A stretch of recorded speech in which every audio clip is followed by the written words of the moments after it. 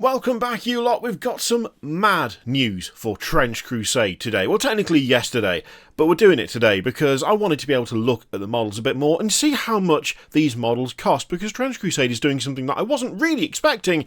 They're bringing in the Prussians. Now, we were expecting that. We knew that was happening. We've seen some artwork, we've seen some lore. But the main thing when it comes to these Prussians, if we go to the website, the Trench Crusade site initially, well, this is the news. The Prussian Stosstruppen Warband, I'm definitely not saying that right, is in hard plastic. Now, this honestly feels pretty big. So we know that Trench Crusade is doing well. Hell, if you want to get a good gauge for a game's success, one of the things that I like to do is go to places like My Mini Factory and see just how many companies or just how many sculptors have dedicated an insane amount of time and effort to creating proxies or versions of different models for that game. There's an entire separate thing on My Mini Factory for Trench Crusade, and I think the Artillery Witch is getting up there for one of the most replicated / modified / this is our version of miniatures of all time at this stage. It is absolutely ludicrous how many options you get for what is really quite a new game. It really wasn't that long ago that this entire endeavour was basically a bunch of artwork on Mike Francina's ArtStation page, and now it's this. Now it's gone from a massively successful Kickstarter in 2024 with promises of miniatures, which they've had issues with. I think there's no point trying to pretend that that hasn't happened. They've had some issues with getting those 3D printed, but clearly the whole economy of scale thing, it's not working out for them, because instead of trying to continue down that route, which is what they were initially going to do, they have now partnered with Archon Studio, which is also a really big thing. And that's something that makes me really excited about this particular announcement, right? See, I've had tons of stuff from Archon Studio between Dungeons and Lasers and, well, I was going to say between Dungeons and Lasers and everything else. Really what it is between Dungeons and Lasers and even more Dungeons and Lasers. I've had a lot of their plastic kits, and I know that they are good. I know that the quality is decent, the plastic they use is decent, and generally speaking, the designs are good as well. The mix, though, of Trench Crusade stuff and Archon Studio kind of experience when it comes to producing these plastic miniatures, that is something I am genuinely really, really excited about. This is a company that's got the expertise to get this stuff done, and let's face it, Trench Crusade is a company that has a very specific vision when it comes to their miniatures, and as we can clearly see from these pictures, although they are kind of small, kind of seems like they're nailing it so far. Now, something they do specify when it comes to this announcement is that each model can be assembled in one of two ways, allowing you to build one of two different pre-made warband lists or create your own hybrid. That's a very fun thing. I'm glad they've done it that way, actually giving you those options and allowing you to do a bit of pick and choose. That's the way to go. People want choice, and limiting it to just, this is the warband you get one loadout and that's it. That will diminish interest, but actually having the options there, that's decent and I like it. So yeah, that's great. Something I really like about this as well is the rules for Trench Crusade. As they say, they're free to download on the website, so barrier for entry is obviously a lot lower, but you want to know the background, the lore for your warband, no matter which one you purchase, because let's face it, this isn't going to be the only one they do. They will be making more of these, which will just mean that there's going to be more choice for miniatures, which makes me happy. And the nice thing here is they're saying that each warband box will have its own digital faction guide that will include all the lore, rules, sample lists, assembly guide, and additional resources. That, for me, is absolutely the way to go. You want people to have easy access to all of this stuff. Also, a cheeky little mention here of browsing the boxes in your friendly local game store in the future. So clearly, this is quite a big manoeuvre. This is quite a big shift they're going for here. They are just trying to expand the game in every direction, and thanks to how well the Kickstarter did, they can actually afford to do that, which is, it's not bad, is it? It's not bad for something so young.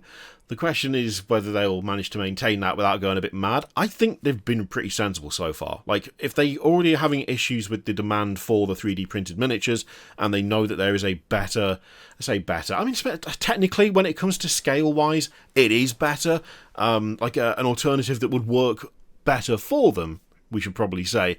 The fact they've shifted over to that and they're able to do that, and they've got a good partner in Archon, It's just pretty cool. It's just cool. It's fun to see. It's fun to see stuff like this happen. A big question that I had when I read this announcement yesterday was how much is the box going to cost? Because that will obviously be a factor when it comes to quite a few people as to whether they pick something like this up or not. And I'll be honest, I kind of expected it to be a little bit cheaper than this, but then I'm not really sure where that expectation came from. So the cost for the Warband, this box, $34.99. Now I did initially think that's actually a bit steeper than I imagined it would be, especially when you consider something like, say, Death Core of Krieg box, £32.50, right? I mean, this is 10 miniatures, this is 8. But then I kind of thought to myself, I'm viewing this through entirely the wrong lens. I'm doing the thing that I tell other people not to do when it comes to looking at the price of different kits. I was comparing it to the price of a kit from Games Workshop, obviously. That is currently like, I was going to say like the leader when it comes to plastic kits. I think that's fair, at least when it comes to the wargame tabletop side of things. The thing is that if you buy that box of Death Core of Krieg, you've bought 10 guys. And you need a lot more than 10 guys. You need a significant chunk more than 10 guys. The starter box for Death Core of Krieg is not that box of 10 guys. It has way more in it, because you can't play the game with just them. This, however, being $34.99, this box right here, this is the Warband. This is the thing. Once you have this, and you have assembled it, and you've painted it, that's what you need to play this Warband. You don't actually need to go out and buy a bunch of other stuff. You don't need to add 4 tanks to it. You don't need to add another 100 dudes. You don't need to stick a bunch of artillery behind it. This is it. The fact that Trench Crusade is a skirmish game as opposed to a full, like a full army war game, that makes a significant difference when it comes to cost. Because instead of convincing someone, okay, well, you've bought this box, but you are going to have to buy loads more stuff, it's actually not really fair to compare it to this particular box, because this does not give you everything you need to start playing Warhammer 40k, does it? If we're going by the thing that will get you your start in the game, you actually want to look at something more like this, which, I mean, that is more miniatures, clearly, but it's also £105. You are much closer to being able to play 40k with this box than you are with this one. And you buy this one knowing that you will have to buy significantly more stuff to get you closer to this. In fact, to get you way past this, let's be honest. Whereas once you've bought this box, you are good to go. You have all the rules, you've got all the lore, you've got the assembly guide, you've got all of that stuff, you know, the extras, whatever those turn out to be, and in exchange for your £35, you are good to go. Now, the miniatures themselves, I think, look solid. I do really like these. They've got a really, really nice sort of vibe to them. The helmets look fantastic. That big sort of eagle emblazoned across the chest looks great. The weapons are so fun. If I remember correctly, and I could be wrong about this, but I'm pretty sure the greatsword being wielded by the leader there, her sword is primarily used for beating tanks to death. I forget exactly how it works, but it's pretty hardcore. I think it's fair to say as well that these do work really well in plastic. They look great. The details are crisp where they need to be crisp. I think overall the style of them works super well. The complexity of the models is as good as you would want it to be, and they match the artwork pretty much perfectly. I mean, you can't really ask for more than that, can you? I do love that they have got like staging photos as well, though. They've actually put some backgrounds in and made it look like it's in that universe. That's something quite nice to see. I wouldn't mind seeing some of the stuff like done with Games Workshop's miniatures, to be honest. I feel like it gives an extra context to it. Ah, look at that. It just looks... While we're talking about pricing, I did think to myself, let's have a quick look at some of their other stuff. Like, Archon Studio produce a lot of different things at this point,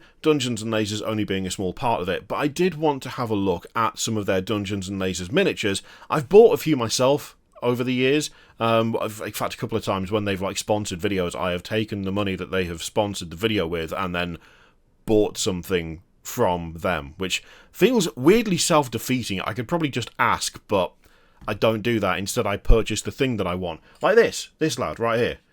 This guy, he's nearly finished. This guy. It's a ship. It's a flying, like, goblin pirate ship. I don't know why I call it a guy, but there you go. But this box, I feel like it's pretty on par with some of the other things they do. The pricing of stuff does tend to vary when it comes to Archon Studio. So if you look at these Dwarven Miners, 25 quid, you got 6 lads, and you got some props there as well. And again, they look decent. They are nice, crispy miniatures. They look good. There's also these skeletons, like the skeleton crew. That's significantly more guys, but it is the same price. So 25 quid for the Dwarven Miners, but then also 25 quid for quite a few more skeletons. I have a feeling the scaling is going to be vastly different.